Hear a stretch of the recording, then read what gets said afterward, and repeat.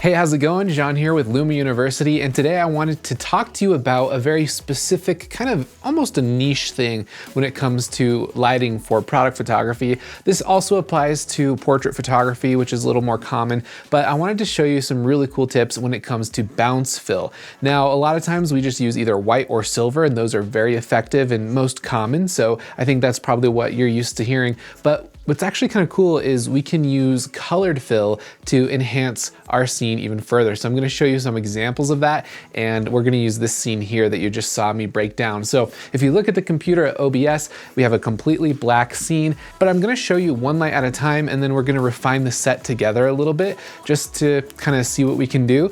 And I'm really excited. This is my very first photo shoot, or I should say professional level shoot with my Westcott gear, and I'm happy to report that it is awesome, just very, very good, very consistent. So I'm stoked about that.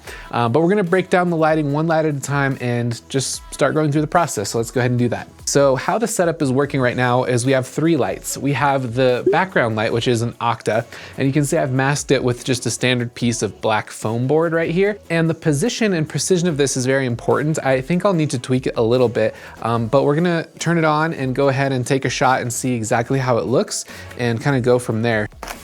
All right, so this is what the backlight looks like all by itself. The goal of this light is to be a little bit of a warm edge light, and you can see it's working really well. I'm getting a little bit of light bleed over here on the right-hand side, and that's just due to the lens flare coming straight from the background, so we could tweak that a little. But I don't really need to worry about it because I think I'm gonna need to move the whole thing forward a bit. And that's because if you look on the rim, it's a little bit thin. Like, I like that crispy outline, it looks nice, but I think I could make it a little bit bigger. And then it's getting a little lost on the right or the left-hand side of the headphone there. So I'm just gonna bring it forward maybe a foot or so-ish, and we'll see how that looks. The idea for this is to make a really cool monochromatic look, so orange on orange. And so everything is orange. The background light has the orange flexi gel on it, the vivid flexi gel. This one here has a a Roscoe gold and amber gel. So it's a really rich, vibrant orange. So we're gonna talk about that in a little bit too. I'm gonna turn on live view so I can see exactly what's going on real quick. So what I'm trying to do is just to try to center this up as best as I can in my frame. So here, I see my hand at about a hand's width over there, about a hand's width over here. So this is pretty well centered. So my octa is a little bit off center here. So I'm gonna pull it over just a little bit. And I might change the camera angle because my key light's blocking my face a little bit. There we go, hopefully you can see the set better. So this is the Octa L, the Rapid Box Octa L, 4-foot octa basically, and it's got the internal and external diffusion, and this is acting as an edge light. And because we pulled it forward, this should be blocking more of that lens flare issue that I was having before, so this should improve that, and it should also wrap around the product a little bit better. So let's do another test shot here. There we go. So you can see the difference if I pull up the first one and this one, how we're getting more of an edge rim around the left side of the earpiece here, whereas this one was a little more dim, a little bit less noticeable. They're still both very good, but I just don't want it to get lost on the background here once we get more lights involved. So that's what it's looking at. And then, by the way, I just hot glued this acrylic stick, this clear rod, onto the back of the headphones here. I should have probably glued it a little higher up just so it wasn't so close to intersecting, but I had to really finesse this composition. Before we get our final shot, I'll go in and clean everything physically and all that to make sure it's perfect. But yeah, I'm pretty happy with it. That looks really nice, the edge light does. I think it's pretty good. We might put a little more, just a little more exposure on this left-hand side. So to adjust that exposure, we could do a couple things. I could shift this light one way or the other, or I could shift the mask. But because the mask is in position as it should be, I'm gonna shift the light a little bit just to this side so that the earpiece has a little more rim light on that edge. So let's try that. just a little bit. Doesn't take much when you're working with little bitty macro scales like this. There we go. So you can see that the actual edge light has been balanced better this way. So we can see back here, it wasn't quite bright enough on this left edge. And now that we've moved it over, we have more brightness, we have more wraparound. And since we moved the light closer, we're eliminating the lens flare altogether from the background light because the mask is big enough now. So I hope that makes sense. It's looking pretty good. So let's go ahead and turn that light off, and we're gonna adjust the background light here, which will need adjusting too because we moved the background. So I'll go ahead and do that. That's honestly not too bad. The gradient is a little bit low now, as it should be expected. So I'm just going to bring this back. It's also a little bit bright. So I'm gonna try to shift this back just a little bit. About that much. Turn it back towards the background, and we'll give that a try. Yeah, so you can see how quickly that smooths out. Now, what I'm using for the background light here, this gradient light, is just the standard reflector on the FJ402, and I have the 30-degree magnetic reflector grid. So the grid itself's not magnetic, but it goes on to the magnetic reflector, which is designed for, you know, magnetic gels. And I was too lazy to cut my gel out, so I just literally clipped the gel with the 30-degree grid, and it's perfect. So yeah, looking at that, we might finesse it just a little more because it's a little dark on top, so I might tilt it up a little actually. Let's do that. Just a teensy bit. Again, these take little bitty movements. Let's take one more shot and see how that goes. Oh yeah, that's really nice. That looks really balanced, very graphic, very much my style. I really like that a lot. It's a very smooth gradient fall off, and I love how it goes from like a bright orange to like a deep red. It's just a very saturated gel, that one is. So yeah, I love that, perfect. And we're getting a really great silhouette on the product itself. If I were to zoom in here to 100%, we can see that we're getting a really nice silhouette, not a whole lot of bleed coming onto the product, which is great. This is a semi-matte product, so it shouldn't cause too much direct reflection, but yeah, looking really good. I like that a lot. Okay, so let's move on to the key light. I'm gonna put this one to sleep. This is the Westcott Joel Grimes Beauty Dish. It's a 24-inch, but we also have a grid on this thing. So it's a 40-degree egg crate grid with the diffusion, and it's really acting like a 2-foot octa. So you have a 2-foot octa, that's fine. This modifier, really what it's doing is trying to fill in the front of the product and getting good exposure on it while balancing it with the background. So let's see what this looks like.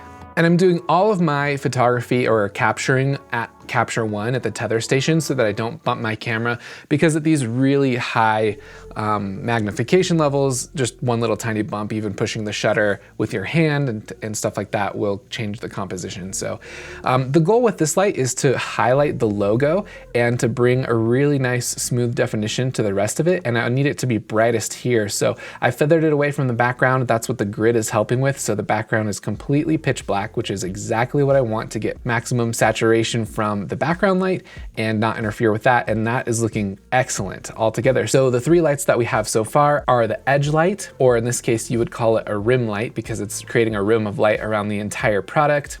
Then we have the background light, which may be a little bright. We'll have to see how they all interplay together. And then the key light. And you can see how I've separated every single light source to completely not affect the other as much as possible. And that just gives me a lot of control. It gives me this really graphical effect, and it almost looks like a 3D render, but of course I don't want it to be a 3D render.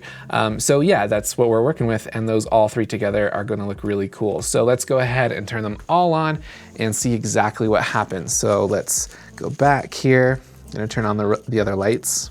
And just for your reference, although I don't think settings are as big of a deal as knowing how they work, but just so you know with this particular set and the scale, how it's functioning, the background light is 400 watt light at power 10 or power 9, which means it's at the maximum power 400 watts. The background light is at 7.5, and then the key light is at 6.7 currently to get the exposures that I have here. Again, adjust to taste. The camera is set at f11, which is a really sharp aperture. I'm gonna have to focus stack this. I could stop down even more, but I don't wanna crank my ISO too much. It's already at 400, and if I go to 800, it's a little too much grain for my taste. It's still perfectly fine, but I kinda like the sharper aperture of f11, ISO 400, and then I'm gonna stack maybe 2 or 3 images to get the whole thing in focus and put them together in Photoshop. Again, I have this earbud here hot glued to an acrylic rod on a grip head head so that I can position it exactly where I need it. And I spent a lot of time finessing this composition here. So let's see it all in context, and then we're gonna get to the main reason that I'm making this video. And that looks really, really good. I'm super, super happy with that. I've actually had this shot in my mind for a long time, a couple months at least. And it's when I bought these Power Beats, I was like, man, these are so cool. I actually bought the orange one specifically for this shoot because I really like that orange look. But the idea was to get this really beautiful, perfectly lit centered object, and it's only taking 3 lights, which is actually pretty amazing for results like this. So I'm really super stoked with how that looks. I've been seeing it in my 3D renders for a long time, but to see it in real life turn out just as good or better than those is awesome to me. So yeah, super stoked on that. But the big reason that I wanted to make this video for you was to talk about the fill light and how it affects things. So most people would fill this in. I'd say, how do you want to fill this? You would bring in either a silver or a white reflector, which we're gonna test out and see how that looks. But I'm here to tell you that we can do some really cool tricks with fill that I think are gonna expand your workflow quite a bit. So let's go ahead and try this out. So I have right here just a standard white foam board. I'm gonna place this on my block here. That's why this studio block setup is here, just to set it on. I could put this on a stand, but why do that when I can just do this and put a super clamp on one end to weigh it down so it can extend into my set here. Yeah, that's it right there. So we have white fill underneath. I'm gonna take a shot and let's look at it. And there we go. It looks really good, right? Like you look at this and you're not really too concerned. I think to the untrained eye, this looks fantastic. And this would even still pass for a commercial image easily. Like it's beautiful, it's gorgeous. But what I want you to look at is how this is actually reflecting a little bit of a white hue. And you're like, what, white hue? There's no such thing as a white hue because it doesn't have a hue. Well, you're right, but it's still reflecting a white look to it. You can see that this reflection here in the bottom, if it's lifted the shadows nicely, is kind of washing out the color. So you might have seen other product photographers who talk about this, and I just want to show you. They say that instead you could use gray to fill in the shadows, which I think is valid as well. And it does help contain more saturation or bring out more saturation. But I want to show you with this particular product and its semi-gloss, semi-matte nature, how the gray interacts. Because you would think, oh yeah, it's gonna be just as saturated now, when in reality it's not. So let's have a look. There we go. So what's happening now is we're getting less fill, so it's darker. It's kind of an in-between from with no fill like this and with gray fill. And it looks decent, but we're still desaturating the color. It's definitely a vibe if that's what you're going for. If you're trying to control those shadows to be a little bit lighter but not too light, you can use gray and it will be more saturated. It's definitely not as washed out as the white is, but it's also not quite as rich as I feel like it could be. And so this is where I want to talk about a really cool trick that I've never really seen anyone teach, and maybe it's happened before and I've just never thought of it. Like I said, with portrait photography, we do it all the time with like gold reflectors and stuff, but we can actually put in our own color as the bounce. So I'm gonna go ahead and do that right now. I've got it hidden under here. Set this down. Let's take the gray card away because I no longer need that. But here I have some orange paper. And this can be anything. This particular paper is not special. It's just like an orange paper with glitter on it. It doesn't have to have the glitter. It's just what I happen to have lying around from a project I did like years ago. And ideally it would be as big as it needs to fill the bottom. You'll see here why this isn't quite the perfect size, but it still works really well. So yeah, I'm gonna get this underneath it and we're gonna go ahead and see how this looks. Boom, look at that. Look how vibrant and beautiful this orange is now on the bottom. So we went from dark to white to gray to orange fill. And I'm honestly loving how it looks. It looks so good. You can see exactly what it's doing is it's adding more saturation. So you can see It's not exactly perfect. It might be a little bit too saturated and it might be a little bit too strong. So we could technically lower it or we could make it bigger. And you can also see the transition from where the orange and the white bounce are because it is a semi-gloss surface. But I really don't think you'll notice it much. And if I really, really wanted to blend this, I could just do a little frequency separation and blend the color together. It won't be a problem. But you can see that the result there is just so much nicer and more vibrant, and I don't know how to explain it, but it's obviously more saturated and it's more vibrant and it's showing the color of this better. Now, if I were to be very, very precise about this, I would probably buy a foam board that matches the hue of this a little bit closer. And that way, you can get a full set list of images without having to retouch it a little.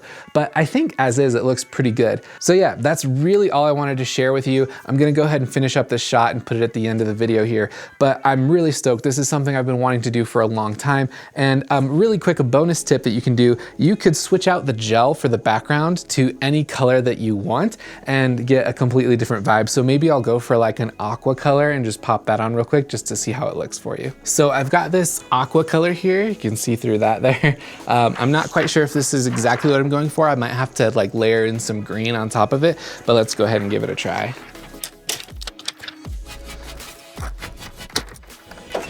Oh yeah. That is so vivid and so perfect. It just really just pops off the background. So both are valid. This is, what would you call it? Complementary color, or yeah, I think so, complementary, is that right? But it's basically opposite on the color wheel. So we've got this really rich, beautiful crystal blue, like a glacier blue color against the orange. And that is just as nice. And everything else stays the same. So you could get really fast variations. I could swap for green, for pink, for whatever. I could even turn the background light off, or this light off, and just get black, or could, crank it up and get white. This is really a flexible setup, just 3 lights. Gorgeous results, as you can see, absolutely stunning in my opinion, very much my style. So if you learned something, I'd really appreciate if you would give this video a like and leave a comment below. That helps the algorithm. Share it with more people like you who might want to learn this sort of stuff. I'm a huge believer in helping as much as I possibly can, so definitely leave a comment. Let me know if you need anything. I have a free product photography guide that will get you started talking about color theory, compositional theory, a little bit about surface materials and some lighting techniques and stuff. It's a really great free e-guide you can get at lumauniversity.com/product-pro. I'll leave it in the description or in the pinned comment. And you can also check out the gear that I use if you're interested in upgrading your gear or seeing what photography equipment that I use and the lighting and stuff like that. You can check that out also in the description as well. Go out and try it and just have fun creating. I'm super, super thankful that you watched this video to the end. And yeah, I will see you in the next one.